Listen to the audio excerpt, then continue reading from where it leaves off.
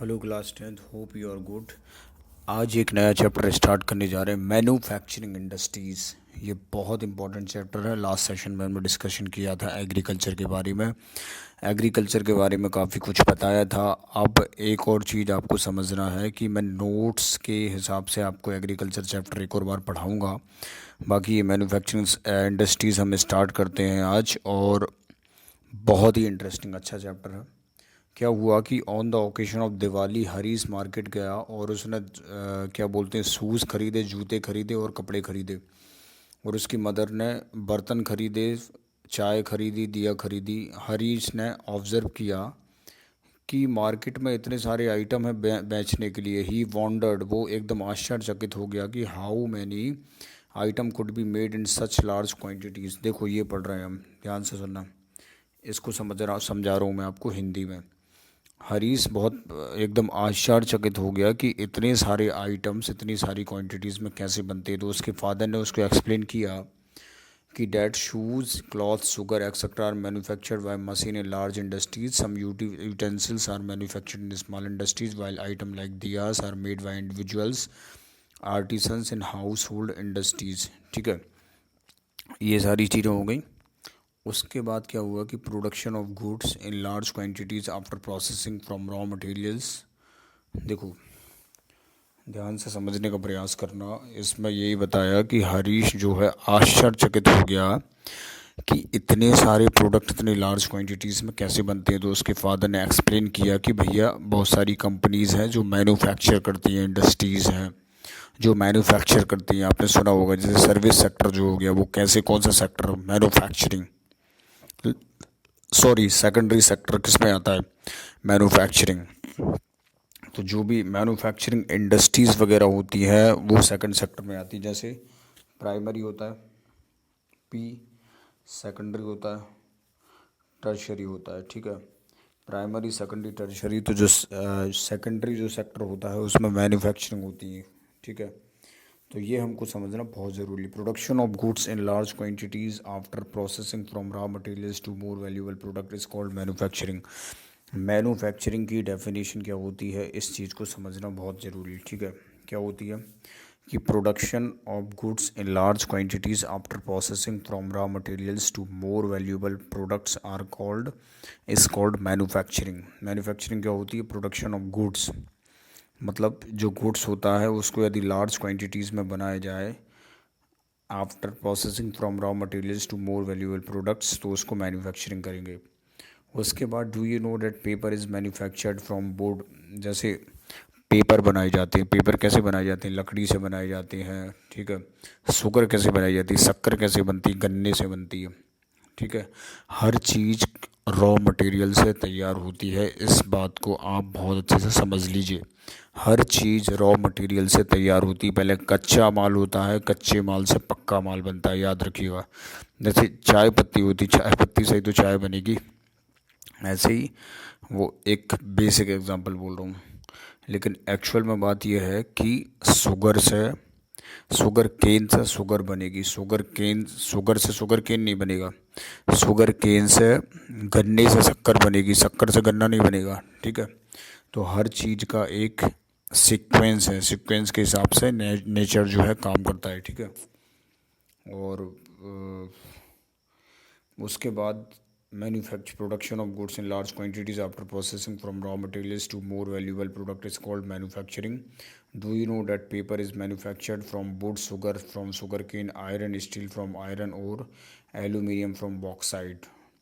तो आपको ये सारी चीज़ें तो पता ही होंगी। People employed in the secondary activities manufacture the primary materials into finished good.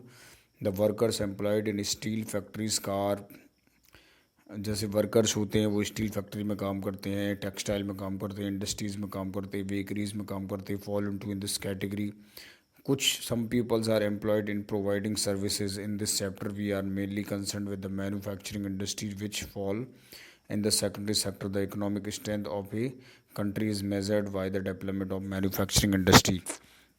जो भी इकोनॉमिक स्ट्रेंथ होती है कंट्री की, ठीक है, इस बात को समझना कि जो भी इकोनॉमिक स्ट्रेंथ होती है कंट्री की वो मैन्युफैक्चर्ड, लाइक वो डेवलपमेंट ऑफ मैन्युफैक्चरिंग इंडस्ट्रीज़ होती है।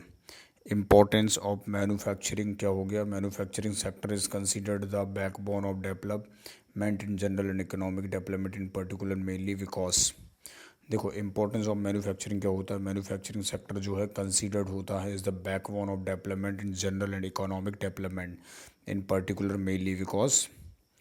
इसका इम्पोर्टेंट ऑफ मैन्युफैक्चरिंग आपको थोड़ा सा देखना पड़ेगा, मैं आपको बताता हूँ, ठीक है। Manufacturing industry not only help in modernising agriculture which forms the backbone of our economy. Manufacturing industries केवल और केवल एग्रीकल्चर को ही मॉडर्नाइज नहीं करती, बल्कि देश की अर्थव्यवस्था जो है, इकोनॉमी जो है, उसको भी सपोर्ट करने में बहुत मदद करती है। They also reduce the heavy dependence of peoples on agriculture income by providing them jobs in secondary and tertiary sectors, ठीक है। उन लोगों को भी जॉब देते हैं जो सेकेंडरी और टर्शरी सेक्टर में वर्क करते हैं। Industrial development is precondition for eradication of unemployment and poverty from our country. This was the main philosophy behind public sector industries and joint sector ventures in India. It was also aimed at bringing down regional disparities by establishing industries in tribal and backward areas. तो क्या होता है कि ये manufacturing industries के द्वारा लोगों को एम्प्लॉयमेंट मिलता है। जैसे एक शुगर केन की फैक्ट्री में बहुत सारे वर्कर काम करेंगे, जैसे गन्ने से शक्कर बनाने की जो फैक्ट्री है, यदि उस फैक्ट्री में बहुत सारे वर्कर काम करते हैं तो ऑब्वियसली बात है उनको एम्प्लॉयमेंट मिलेगा, उनको जॉब मिलेगी। जब तो गन्ने की फैक्ट्री में इतनी लोगों की ज़रूरत है ना। तो इस प्रकार से ये सेक्टर्स जो है वो हेल्प करता है, ठीक है, मेन चीज़। अब क्या होता है कि export of manufactured good expands trade and commerce and brings in much needed foreign exchange. Countries that transform their raw materials into a wide variety of furnish goods of higher value are prosperous. India's prosperity lies in increasing and diversifying its manufacturing industries as quickly as possible. Agriculture और industry are not exclusive of each other. Agriculture और industry एक दूसरे के exclusive नहीं है, ठीक है। They moved hand in hand, मतलब हाथ पे हाथ रख के काम करते हैं ये। For instance, the agro industries in India have given a major boost is agriculture by raising its productivity. They depend on the latter for raw materials and see their products such as irrigation pumps, fertilizers, insecticides, pesticides, plastic, PVC paper। देखो क्या होता है कि agriculture sector जो है केवल और केवल एक ही दो चीज़ पे डिपेंड नहीं होता है। किस किस पे डिपेंड होता है? फर्टिलाइज़र पे भी डिपेंड होता है, पेस्टिसाइड्स भी। लगभग आजकल लोगों ने ऑर्गेनिक को ख़त्म कर दिया है, तो पेस्टिसाइड्स का तो जमाना ही हो गया है। बिना कीटनाशक खींचे हुए जनरली खेती किसानी नहीं हो पाती। ये सारे सेक्टर हमको समझना पड़ेगा। अब बात करें कंट्रीब्यूशन ऑफ नेशनल इकोनॉमी, तो ये हमें जानना बहुत ज़रूरी है। हम डिस्कस करेंगे अपने ये नेक्स्ट सेशन में, हम डिस्कस करेंगे कंट्रीब्यूशन ऑफ नेशनल इकोनॉमी। जब तक इसको देख लो कि इंडस्ट्रियल मार्केट लैंग्वेज कैसी होती है। ट्रांसपोर्ट होगा, फैक्ट्री होगी, आउटपुट प्रोडक्ट्स होंगे, ट्रांसपोर्ट मार्केट होगा, ठीक है।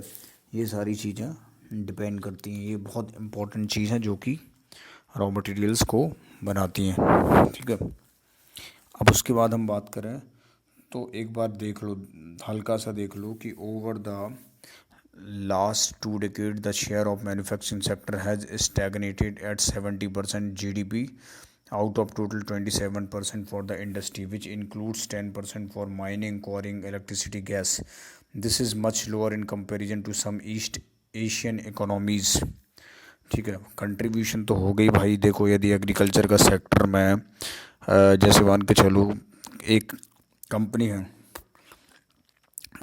है वो मैन्युफैक्चर कर रही है, तो मैन्युफैक्चरिंग में क्या होगा कि लोगों को एम्प्लॉयमेंट मिलेगा। लोगों को जब एम्प्लॉयमेंट मिलेगा तो ऑब्वियसली बात है इकोनॉमिक ग्रोथ तो देश की बढ़ेगी ही बढ़ेगी।